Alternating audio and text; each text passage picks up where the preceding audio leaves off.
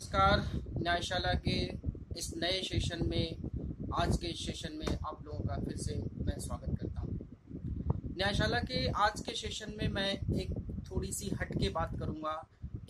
मैं आपको त्रेता युग से लेकर द्वापर युग तक और कलयुग तक की बात करूंगा। जैसा कि मैंने अपने इंट्रोडक्शन सेशन में बताया था कि हमारे देश में धर्म दंडोवती का प्रावधान हमेशा से रहा है और हमारे देश की जो सर्वोच्च न्यायालय है उसका भी जो टैगलाइन है यतो धर्मस् ततो जयः। इन्हीं सब बातों को लेकर मैं आज बात करूंगा कि क्यों त्रेता युग में, जो आपने पढ़ा होगा भगवान राम के बारे में, भगवान राम को 14 वर्ष का वनवास हुआ था, क्यों 14 वर्ष का ही वनवास कैकेयी ने मांगा था अपने पति दशरथ से और भगवान राम के पिता दशरथ से।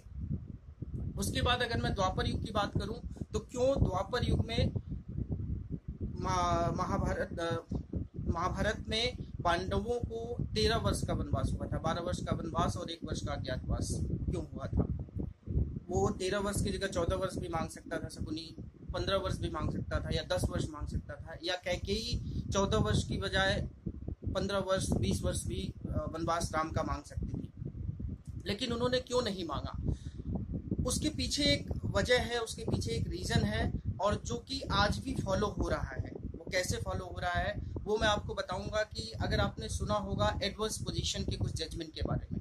एडवर्स पोजीशन वो जजमेंट है जैसे कि आप किसी प्रॉपर्टी में रह रहे हैं पिछले कई सालों से, और अब जो है सुप्रीम कोर्ट ने उसको फिक्स किया है 12 साल, कि अगर आप पिछले कई वर्षों से एक प्रॉपर्टी में 12 वर्षों से रह रहे हैं और वो प्रॉपर्टी आपकी नहीं है, किसी और की प्रॉपर्टी है, तो आपको उसका मालिकाना हक माना जाएगा उस प्रॉपर्टी पर। ये होती है एडवर्स पोजीशन। अब ये एडवर्स पोजीशन त्रेता युग में क्या थी और द्वापर युग में क्या थी। तो त्रेता युग को एडवर्स पोजीशन को समझने के लिए मैं कुछ आपके सामने कोट करूंगा वाल्मीकि रामायण के कुछ जो श्लोक हैं। वाल्मीकि रामायण में भगवान वाल्मीकि कहते हैं कि चतुर्दशः वाषाढ़ राम जतो वनम जग भावक तनेह थरः बुभोवयत्।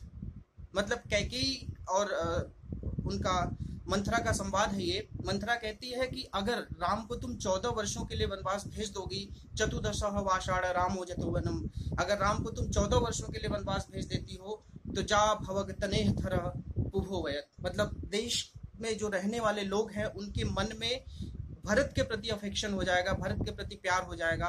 ऐसा माना जाता है कि 14 वर्षों में जो हमारी मनोस्थिति होती है, अगर हम लगातार 14 वर्ष किसी एक मनोस्थिति में रह लेते हैं तो हम उसी के आदी हो जाते हैं और उसी मनोस्थिति में रहने लगते हैं। आगे एक श्लोक में कहते हैं भगवान वाल्मीकि की चतुर्दशः वाषाढ़ रामो जते वनम ढ कृतमलु शेषन थायत ते सुतम।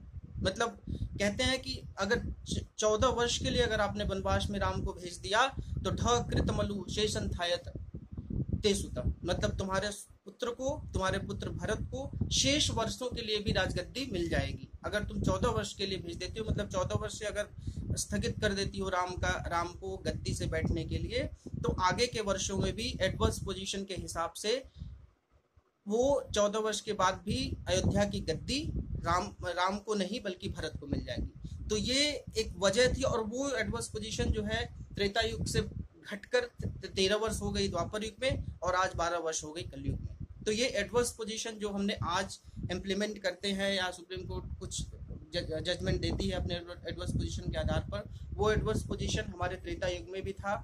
जो कि अगर आप वाल्मीकि रामायण पढ़ेंगे तो जो मैंने दो श्लोक कोट किए, आपको दोनों श्लोक मिल जाएंगे जिनका अर्थ भी मैंने आपको बताया, और द्वापर युग में भी सेम यही फंडा एप्लीकेबल था। आज के इस सेशन में बस इतना ही। अगर आपको यह जानकारी अच्छी लग रही हो, अगर आपको यह रुचिकर जानकारी, ज्ञानवर्धक जानकारी लग रही हो, तो अन्य लोगों तक भी ये जानकारी पहुंचाएं। और अगर आप लगातार हमारे चैनल से जुड़े रहना चाहते हैं तो वीडियो को सब्सक्राइब करें और लगातार बने रहें हमारे साथ।